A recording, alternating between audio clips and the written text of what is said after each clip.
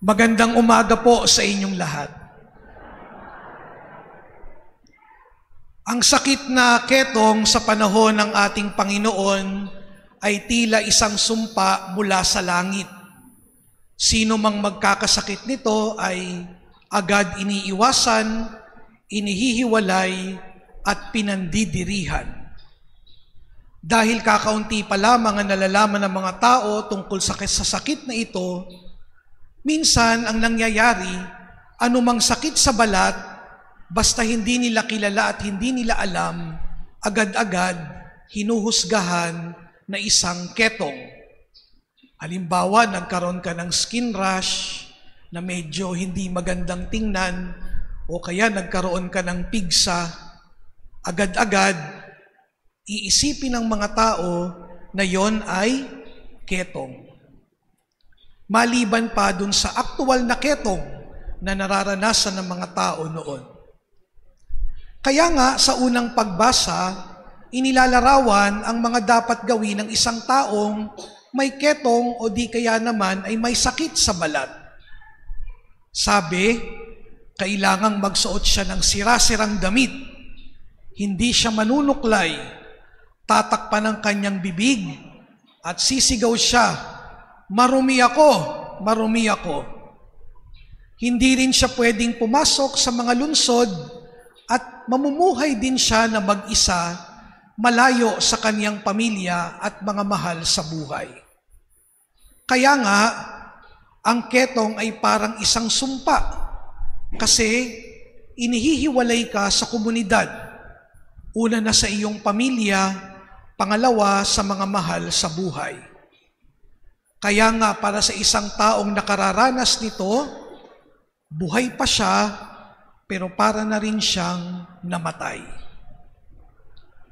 Kaya nga, dito makikita natin ang pambihirang ginawa ng ating Panginoon.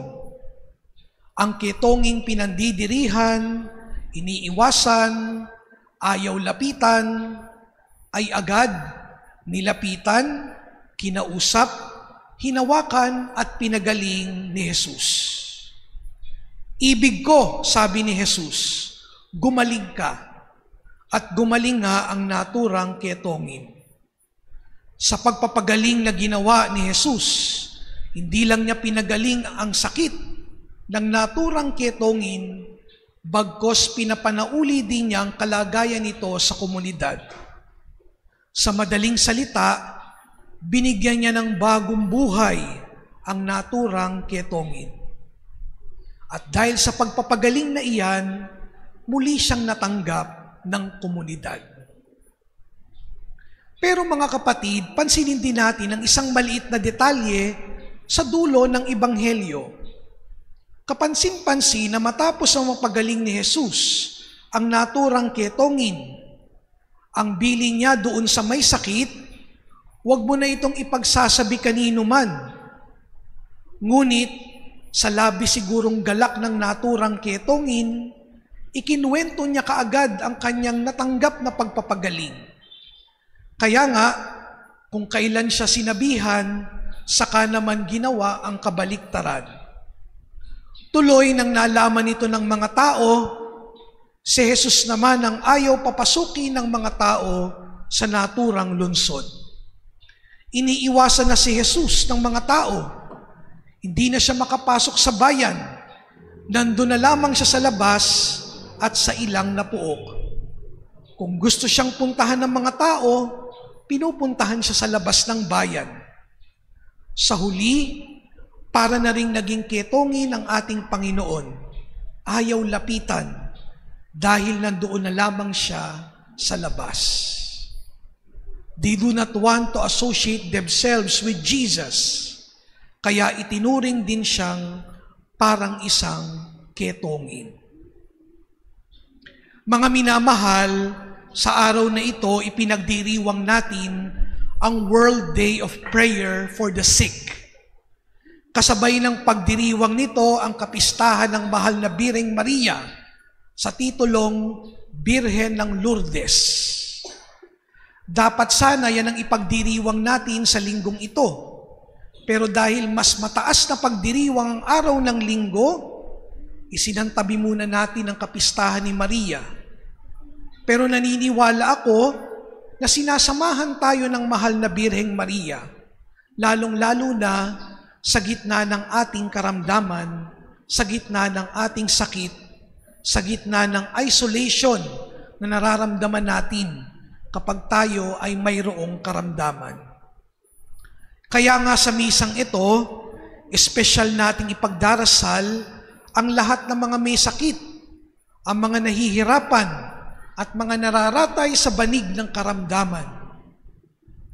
Sa misang ito, alalahanin natin ang mga may sakit at ipagdasal natin ang kanilang kagalingan.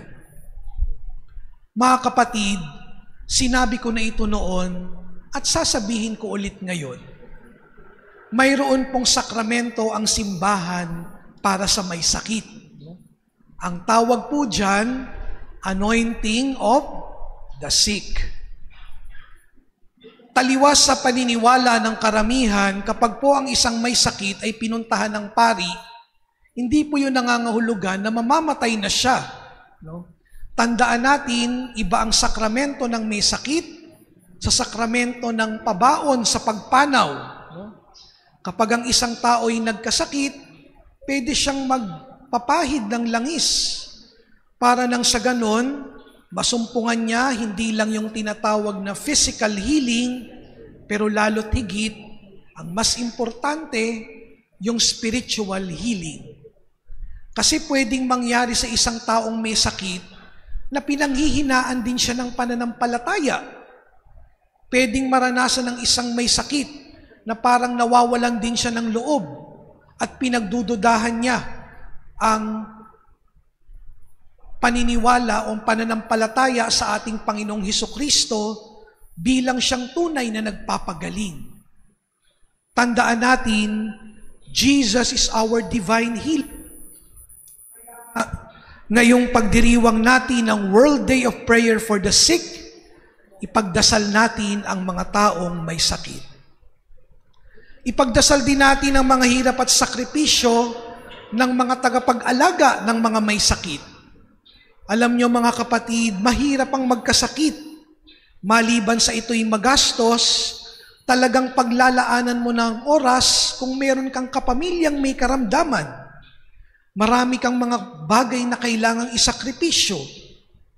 Pero tandaan natin, kapag tayo ay nag-aalaga ng may sakit, meron din yan tinatawag na grasyang nagpapabanal o tinatawag na sanctifying grace. No? Kapag tayo ay nag-aalaga ng may sakit, nagiging katulad tayo ni Kristo na nakikipagkaisa sa may sakit. At kapag tayo ay nag-aalaga ng may sakit, we identify with Jesus, the divine healer. Kaya nga, kung nakararanas ka ng kabigatan, parang kawalan ng pag-asa, dahil inaalagaan mo yung nanay mong may sakit, o yung asawa mong may sakit, o yung tatay mong may sakit, o yung anak mong may sakit, tandaan mo, yan ay merong grasyang nagpapabanal. Kapag tayo ay nag-aalaga at pinili natin yung bukasyong iyan, nakikipagkaisa kay Jesus, ang banal at dibinong manggagamot.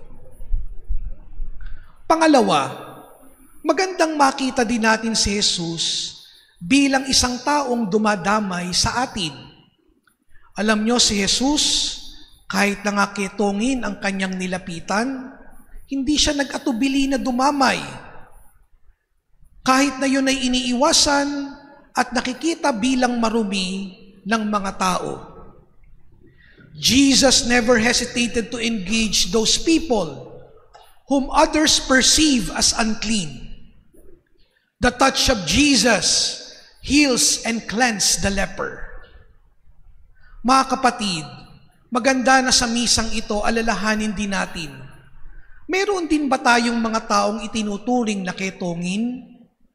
Mga taong ating iniiwasan? Bakit kaya natin sila iniiwasan? Sometimes we are only afflicted not only physically, but sometimes we are also afflicted emotionally mentally, and spiritually. Lumalayo tayo kahit na patuloy tayong tinatawag ni Jesus.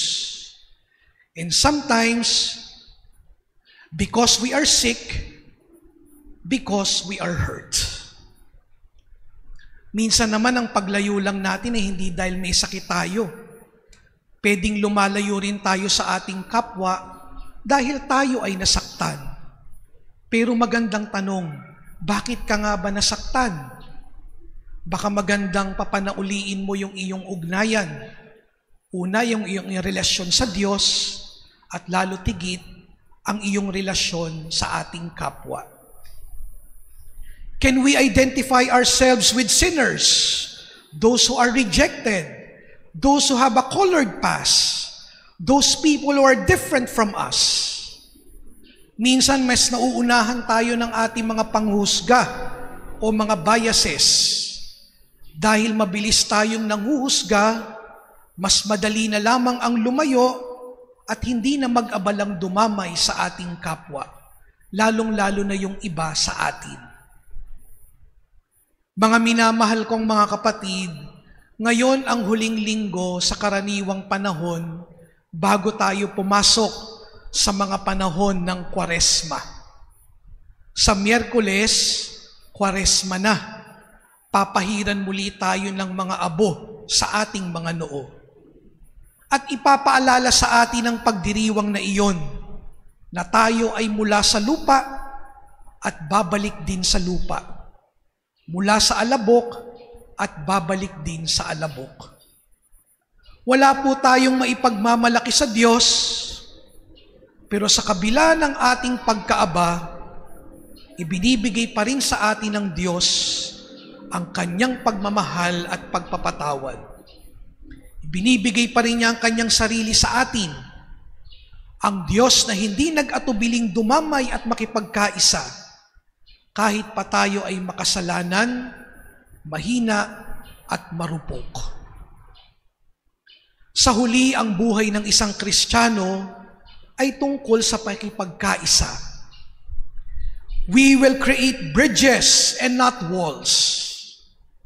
As Christians, we must always grow in charity, not only to the people we like, but most importantly, to those people who are perceived as unclean and insignificant.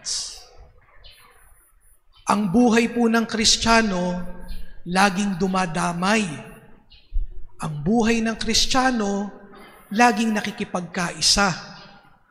Ang buhay ng Kristiyano, laging umaalalay sa mga may sakit, marurumi, at maging sa mga makasalanan. Sa ngalan ng Ama at ng Anak at ng Espiritu Santo. Tumayo po ang lahat.